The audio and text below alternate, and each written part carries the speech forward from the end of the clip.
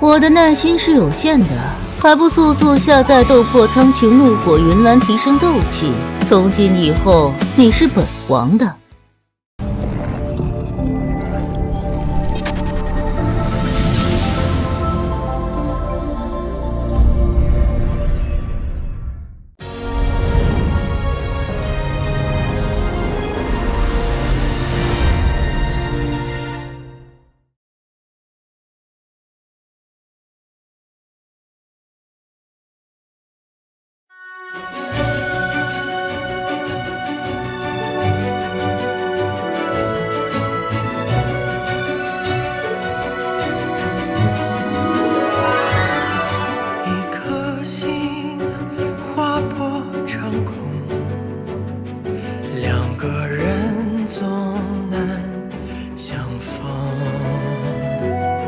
少年人该笑该疯，剑在手，与你生死与共。人心如天书，谁又能懂读？七情六欲，谁能免俗？为我长城剑。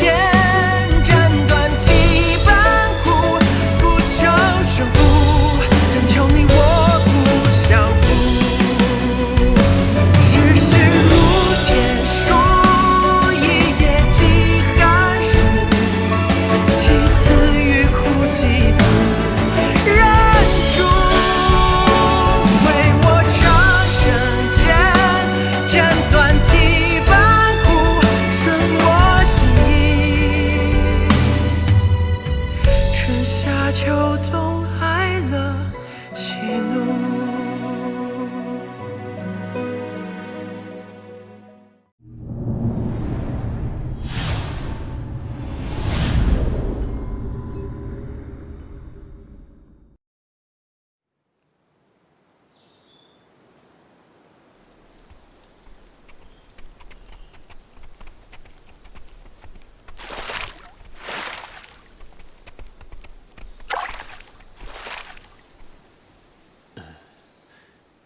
，7天了，还不去吗？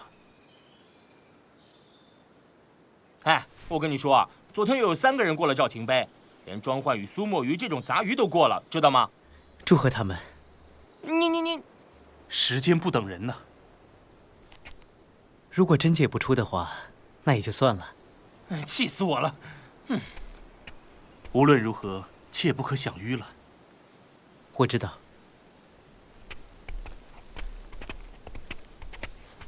哎，哲秀，我又想到了一种新的疏通经脉的方法，今晚我给你试一下。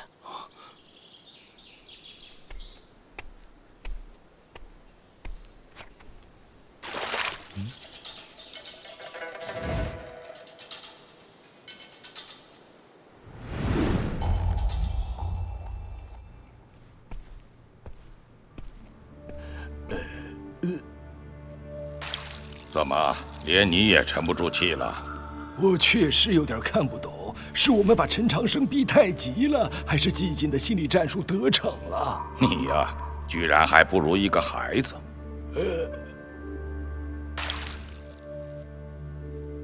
我相信先生，我不知道他为什么直到现在还不去解碑，但我很肯定，他一定会让所有人再一次震惊的。哦。15天了，我已经看到第3碑了。哈，可以啊，36。更重要的是，我快要破境了。是吗？那真好。那么你呢？还要等到什么时候？36通幽是大事，不能大意。麻烦你也帮我盯着点。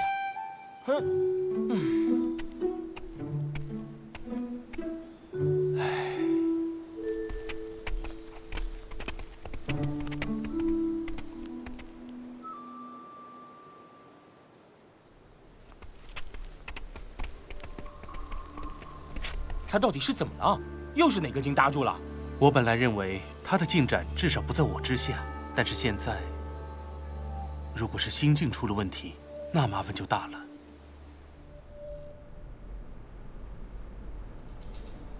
情况就是这样，已经23天了，看来这次陈长生是真的不行了，倒让我们白白紧张了这么多天。再璀璨的钻石又能猛烈燃烧多少时候？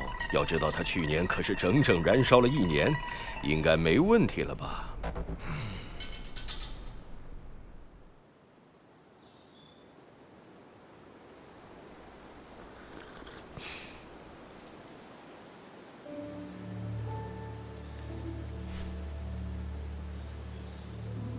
雪雁北归了，这么说还有几天就要出发去周原了。主教大人说，1个月后周原开启，你必须在那之前出来。那么好吧，就这样了。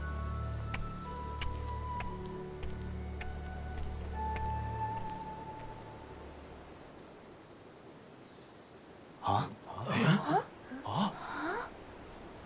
哎，他怎么来了？不是已经自暴自弃了吗？难道是想垂死挣扎一下？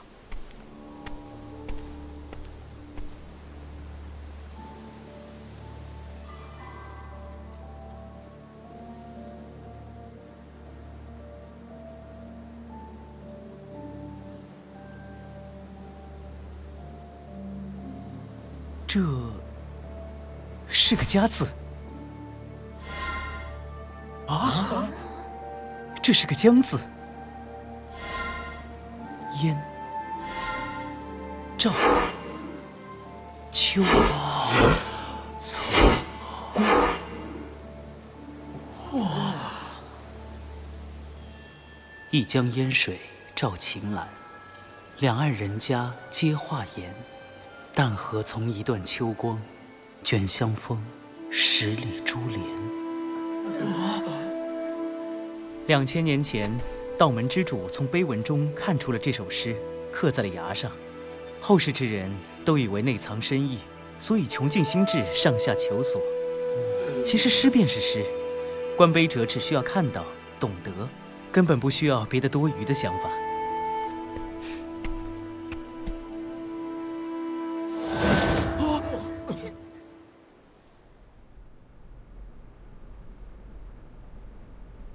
主教大人，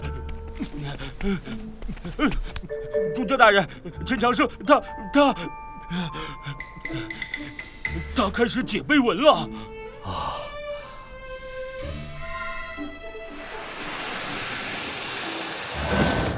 哎呀，他居然也解了赵晴碑，到现在才解开第1座碑，没什么了不起。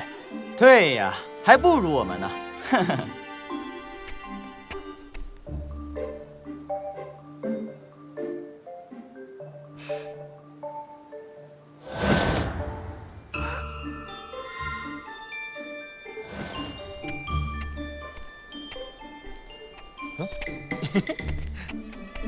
喂，你是怎么做到的？半天就解开2座碑，我就知道你行的。嘿嘿。祝贺，谢谢。总要有个道理。天书首先应该是书，不需要破解，只需要理解。啊？我先走了。哎，你这就要回去啊？也对，好好歇一下。我是说去那里。啊？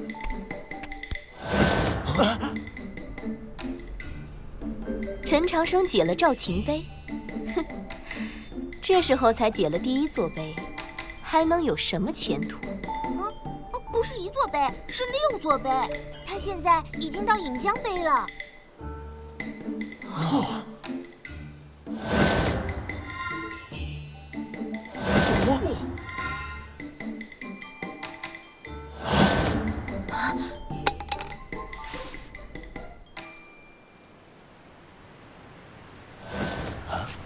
韩兄，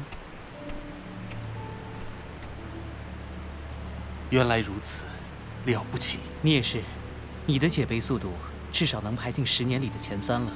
其实，在钟会破境前的那一晚，你就已经解开了赵晴碑了吧？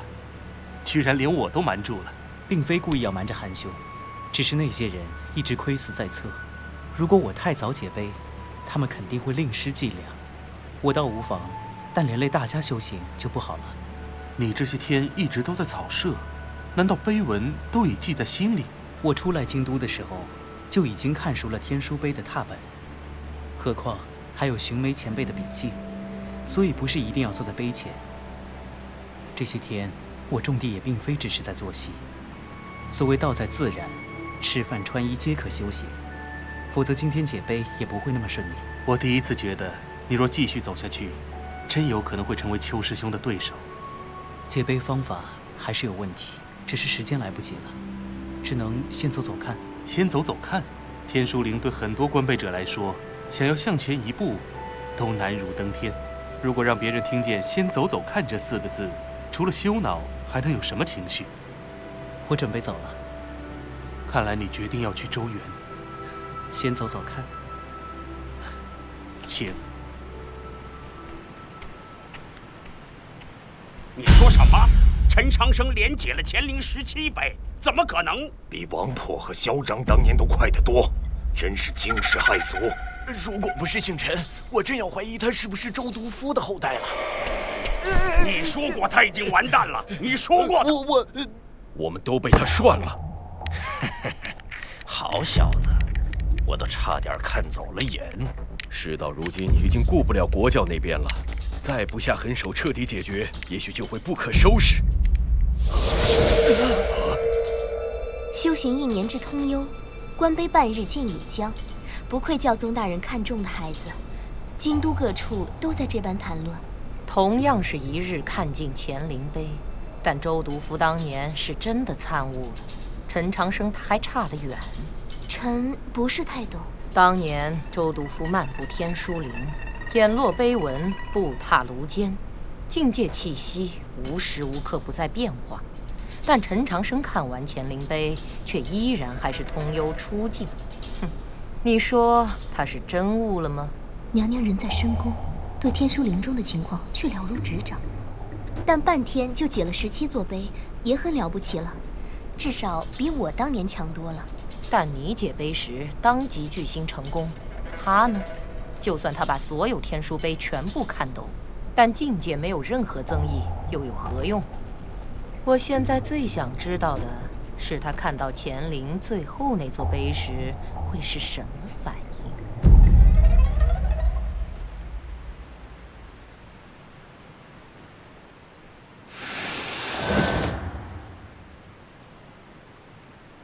道藏中说，天书陵乾陵只有17座碑，为何这里还有一座？啊？断碑。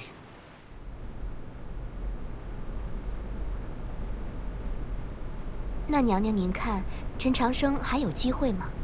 能看到那座断碑，也许已是他的极限。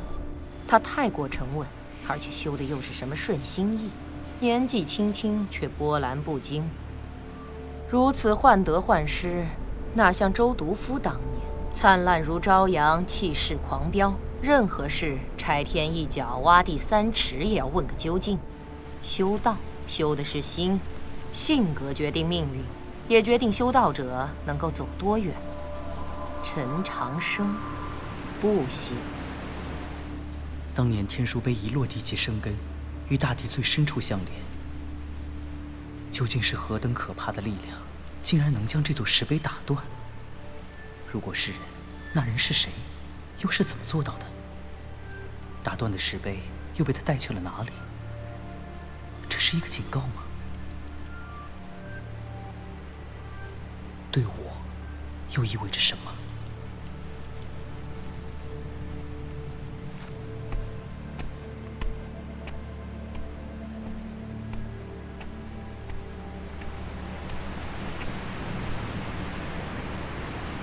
寻梅前辈，现在我要去见证真实。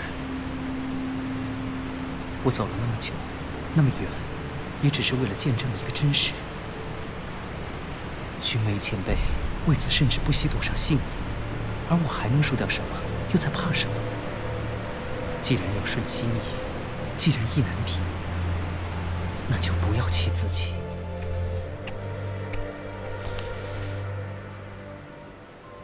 什么？好孩子，今晚注定不会平静。你也去吧。是，有人恐怕已经在路上了。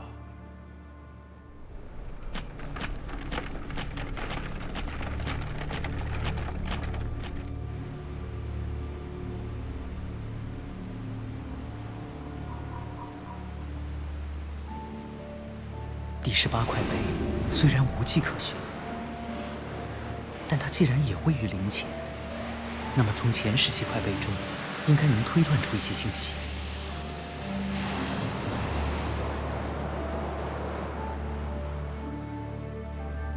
赵秦碑、关云碑，看不出规律啊，难道还不够？车贵碑、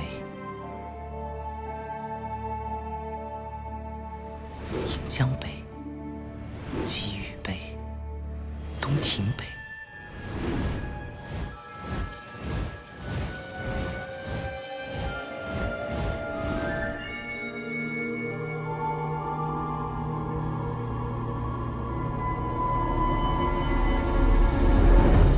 太复杂了，碑文太多，根本无法完全关照。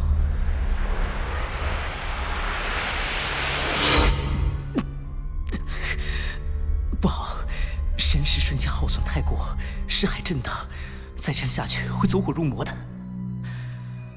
所有碑文加起来的复杂程度，远远超过了人类精神力的极限。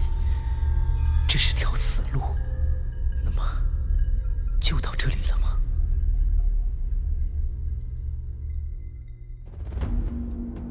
纵列。对了，天书碑在山道上依次排成纵线。这样的布置方式，难道只是随意的吗？会不会后面被挡住了？去除碑体还是太复杂了。既然要寻找整体的规律，那么就应该有共有的东西，再简单一些。这是星辰。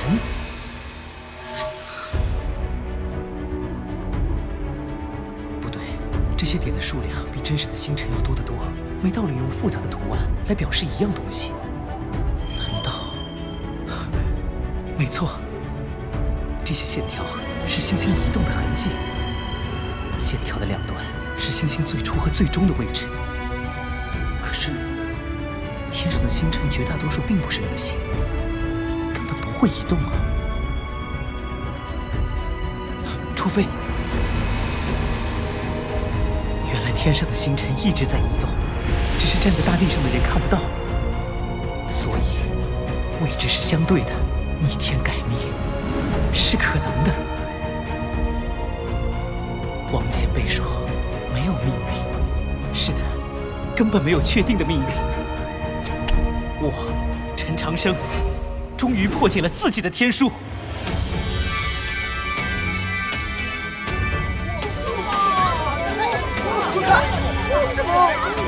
真的吗？不会吧！这是什么？从来没见过。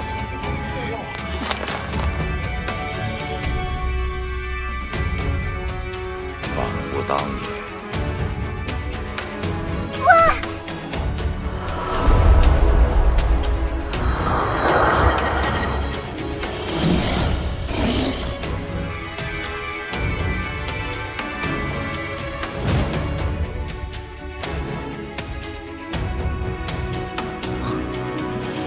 缺的就是断碑上的星图吗？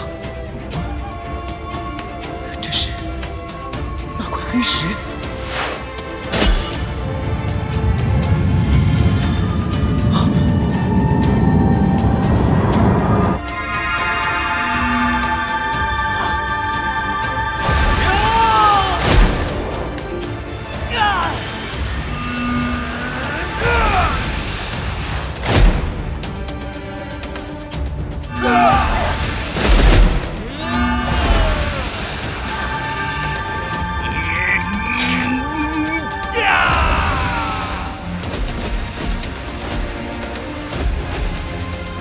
一夜星耀，人人通幽。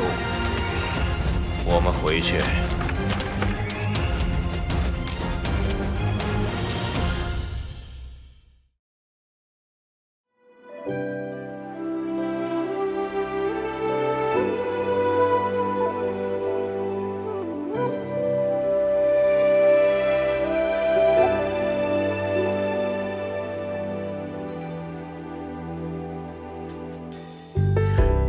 个人望向同片夜色，眼里却映出不同叙事，各自的欲望，各自心事，谁都有不想说的故事。这一刻，心血坠落，我心中一片平和。看天边那片渐渐银河，迎着你，也迎着我。有你在，就有平常喜乐。抬头看。